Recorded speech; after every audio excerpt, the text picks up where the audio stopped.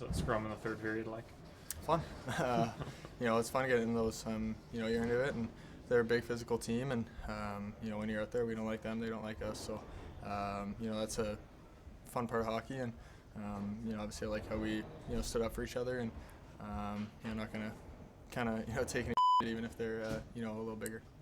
The energy around the Blackhawks to start this season is entirely different. Although this team is almost the exact same group as it was last year, the players have gone from passive, soft, and downright ineffective to feisty, physical, and an absolute nightmare to play against. So how did Jeff Blashill completely flip the narrative in such a short time, and how are the players responding to his coaching so far? To answer these questions, we'll begin by discussing Blashill's obsession with work ethic and culture, and how that is helping to reshape the Blackhawks' identity. We'll then discuss how that ties directly into the schematic changes that he's made so far, talk through some of the growing pains that the team is experiencing with this new style of coaching, and take a deep look at how this new approach is shaping the development of Chicago's most important young players. And if you stay till the end, I'll lay out my specific expectations for the Blackhawks for the rest of the season. But before we go any further, 76.1% of you are not subscribed. If you enjoy detailed hockey breakdowns and NHL content,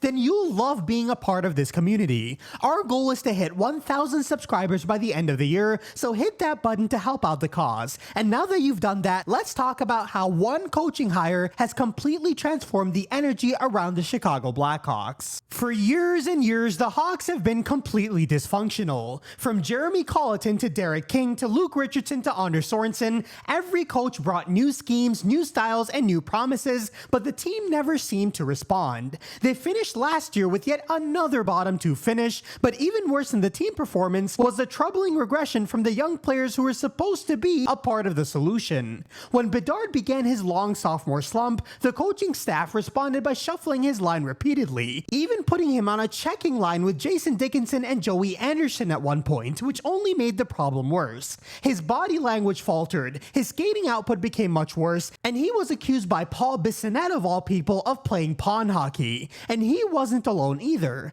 Lucas Reichel was a promising talent at the end of the 2022 season, but 2 straight years of regression later, he's now basically out of the Blackhawks' plans altogether. Kevin Korchinski was completely mismanaged early on in his career, and the list just goes on and on. Whenever the team started to struggle, the Blackhawks coaching staff was just as confused as everyone else, and off the ice, the team resorted to player-only meeting upon player-only meeting, trying desperately to inject some semblance of energy into the group. But on the ice, nobody seemed to respond. So when it came time to choose a new head coach for the team, it was clear that they needed a leader with experience and consistency to help rebuild their culture and to teach them winning habits. Blashill set out to begin that process from the very first day of training camp. Instead of jumping straight into complicated systems or convoluted analytics, he started with grueling conditioning sessions. You could tell that this roster was not used to that level of intensity, because by the end of each of the first few practices, the players were doubled over and absolutely gassed, and even Blashill himself jokingly said that he was feeling sore.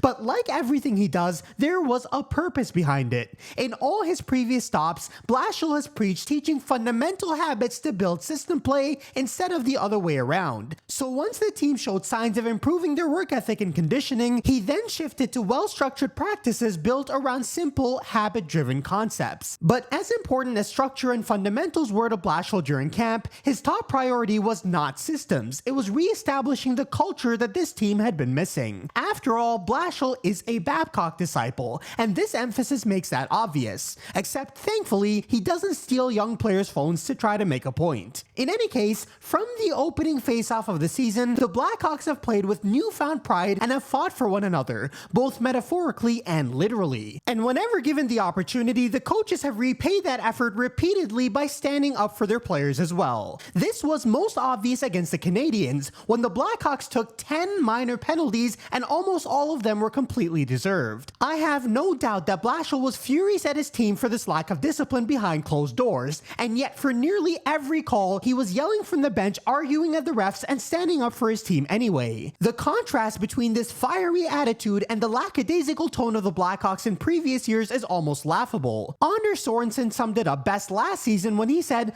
"I just don't know what to gain out of it," when asked about sticking up for his own players, and this quote perfectly captures the disjointed culture that this team used to have. The Blackhawks have not had a coach with Blashill's temperament since Joel Quenneville, and the players have immediately bought into that change. Suddenly, it feels like the players and coaches are all competing hard for one another, and Blashill's system builds upon that foundation to correct the long-standing issues that have held the Blackhawks back recently. To better understand these schematic problems, let's take a look at a typical defensive zone shift by the Blackhawks under Anders Sorensen last season. Now, I wouldn't blame you for thinking that this is a penalty kill situation for the Blackhawks, given how easy it is for the Wild to slice through open ice and connect on passes. But you'd be wrong, this is 5-on-5 hockey. Nolan Allen actually makes a solid play here, getting a stick on Kaprizov's pass to Rossi and deflecting it away. But once the Wild regain possession, the Hawks collapse too deep and leave way too much space on the half wall, giving Zuccarello plenty of time to get a clean look from distance.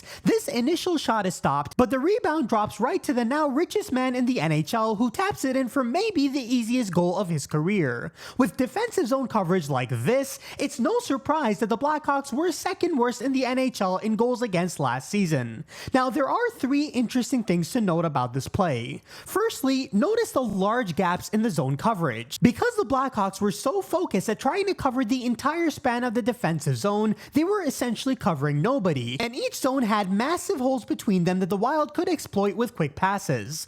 Under Jeff Blashill, this is no longer an issue, because instead of having typical zones throughout the entire ice, the zones that Blashill utilizes cut the ice into quadrants. Whenever the puck is down low, all 5 Blackhawks retreat to the same quadrant to maintain close support and to better pressure the opponent to force the puck out of that dangerous area. Now, of course, having all 5 players in one quadrant is a more risky approach. This strategy is designed to make life miserable for opponents by taking away space and time and forcing turnovers, but it comes at the expense of leaving a lot more of the ice uncovered. If a pass makes it through all 5 Hawks to the point or across the seam, the defensive setup can fall apart quickly, and it usually turns into a high danger chance. This happened at the end of the Canadiens game, when Suzuki took a rebound and immediately sent it cross crease to Lane Hudson. The communication of the Blackhawks faltered, nobody responded to the shift, and after a frantic sequence, the puck ended up beating Spencer Knight for a heartbreaking loss. But the second thing to note about this play is that when Kaprizov goes from low to high, Nolan Allen passes him off early to essentially nobody, leaving this area of the ice wide open. That is because under Anders Sorensen, whenever a forward went from low to high, the defenseman was required to pass off the forward if they went above the face-off dot in the defensive zone to the center, regardless of where the center was on the ice.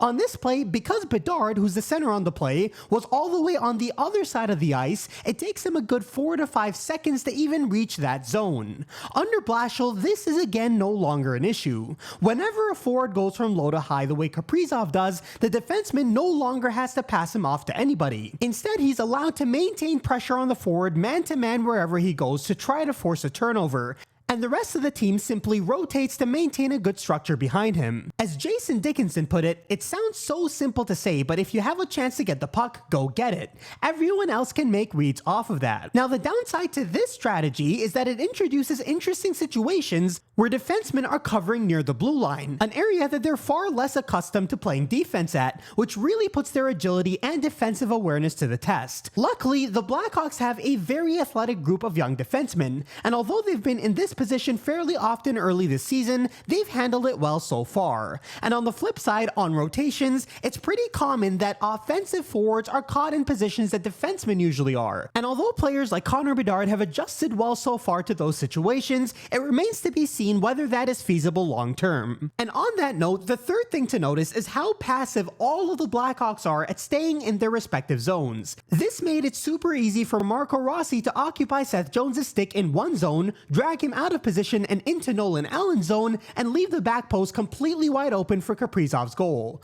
Nobody on the Blackhawks identified that a zone was wide open, nobody rotated effectively, and that led to the goal against. Jeff Blashill changes this with close support. With how dynamic and borderline positionless the Blackhawks are coached to be in the defensive zone, all 5 players are actively looking for opportunities to be aggressive, knowing that the other 4 players will identify a vacated zone and quickly occupy it. It's much easier to make those reads when you're 5 feet away from each other in a close support system than when you're trying to cover every inch of ice in a more typical zone scheme, the way that Anders Sorensen ran the defense last season. So the defensive zone priority is to force turnovers, and this priority extends into the neutral zone as well. When defending breakouts, the Blashill Blackhawks use a 1-2-2 system, which is the most common forecheck around the NHL. However, there are 2 crucial tweaks to make that scheme more aggressive. Firstly, one of these 2 forwards has a green light to step up aggressively if there's a chance for a turnover, which would turn the 1-2-2 system into more of a 2-1-2 system. That idea is not exactly new, and many coaches around the NHL already do that. But the second tweak is far less conventional. Whenever the opponent tries to break the puck up the middle of the ice, the strong side defenseman has the option to step up aggressively to disrupt that pass, again attempting either to force a dump in or a turnover. Ideally, this is timed perfectly to allow a forward to cover so the 1-2-2 structure remains intact, but in practice, this usually becomes a 1-3-1. If a pass gets past this wall of 3 players, it leaves the weak side defenseman in a precarious situation. That's why the timing of the strong side defenseman's decision making is extremely important. If he's too late or makes the wrong read, that puck is going behind him for an odd man rush every single time. On this play, Alex Vlasic is positioned a bit too aggressively in the neutral zone, and a pass gets past him, leaving Louis Crevier to deal with a 2-on-1 the other way. To his credit, Crevier does a pretty good job, and Soderblom makes an unbelievable initial save, but Jake Neighbors pokes home the rebound anyway to tie this game up at 1. This type of play is a sacrifice that Jeff Blashill welcomes in several different facets of the game. Whenever his scheme has the option of either being safe or being aggressive, Blashill always chooses the latter even if it leads to dangerous chances against. In fact, as of the recording of this video, Spencer Knight leads all NHL goaltenders in expected goals against with 11.08, meaning that the Blackhawks are not exactly playing airtight defense in front of him. A big part of that is how aggressive this scheme is. But so far, Knight has stepped up in a huge way, only giving up 7 goals on 88 shots for an exceptional .920 save percentage in his first 3 starts. But when this neutral zone strategy works perfectly and the Hawks force a dump in, that 1-3-1 quickly becomes a 1-3-2, because the Blackhawks goaltenders are coached to be extremely aggressive at playing the puck and starting the breakout themselves, essentially acting as an extra defenseman. Now, before you have a Steve Dangle level crash out, the Hawks breakout scheme helps the goaltenders avoid a Joel Hofer level mistake, because the positioning of the team is so predictable in the defensive zone. Now, I'm not going to go into too much detail on the breakout because we already covered most of these concepts in the Jeff Blashill tactical breakdown that we dropped a couple months ago. If you missed that video, I'll link it in the description below. But for the sake of this video, the important point is whenever the Blackhawks are breaking the puck out,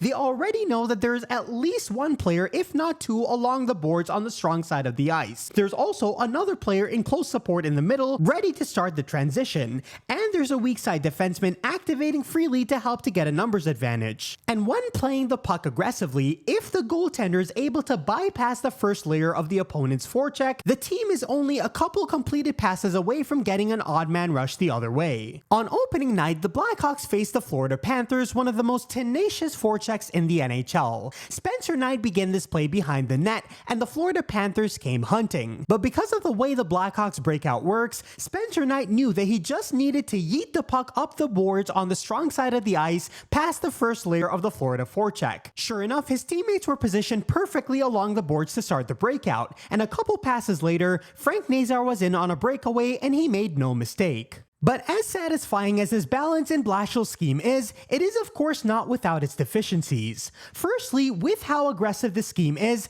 talented opponents with more chemistry can use set plays to cause a lot of issues. On this goal, the Mammoth used a set play to angle a dump in intentionally towards the weak side of the ice, with 2 Utah players darting towards that area. Sure enough, Sam Rinzel initially recovers the dump, but he's immediately put under pressure by both players, turns the puck over, and JJ Peterka scores moments later. Considering that the weak side of the ice is always the weak point of a Blashill team, I can basically guarantee that other teams will be attempting plays like this much more often. But with how important the aggressive nature in the neutral zone is to the way the scheme works, I'm very curious to see whether Blashill will be able to adjust to this. Another possible downside to the scheme is that it relies so heavily on winning the puck quickly along the boards and funneling it to the middle of the ice. That means that many zone entries end up becoming dump-ins, and because Bedard is never going to specialize at winning the puck off the boards under pressure, Blashill is currently pairing him with 2 less skilled power forwards in Colton Dach and Andre Burakovsky, who can retrieve the puck for him quickly. Thankfully, Burakovsky is off to a tremendous start this season,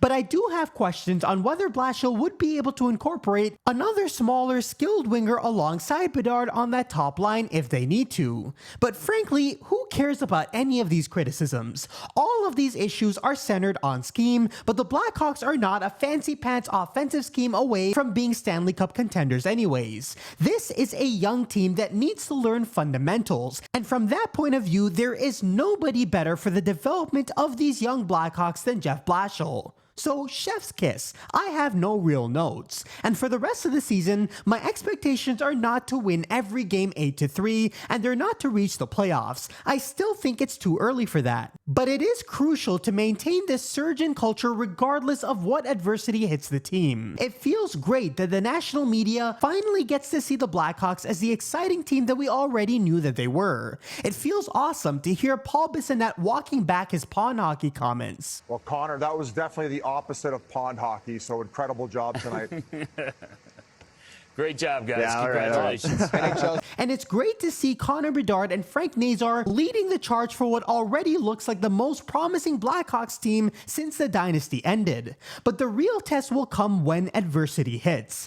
It's easy to have great body language, strong habits, and team-wide camaraderie when you're blowing out an opponent on national television. In fact, this exact same story played out last season. In Game 5, the Blackhawks had a 4-2 win over the Sharks, Bedard had a multi-point night, and everything looked hunky-dory. Then the slump hit and the whole season unraveled. The true measure of this new culture will be whether the team can stay steady and keep building as opponents start adjusting to the Blackhawks system and as young players go through slumps. But that's not to put a damper on any excitement to start this season, because I am thrilled and pleasantly surprised by Blashill so far. I'm shocked at how much he's been able to change the overall attitude around the locker room, and I'm amazed at how easily he adjusted to the specific challenge of juggling a young blue line that has had inconsistent performances so far. And if the Blackhawks keep beating their opponents 8-3, I'll happily admit that I was wrong to ever question the effectiveness of Blashill's scheme with this roster. But what are your expectations for the team over the rest of the season, and what do you think of the way Blashill has been coaching so far? Let me know what you think, and I'll see you down in the comment section and in the next video. Until next time.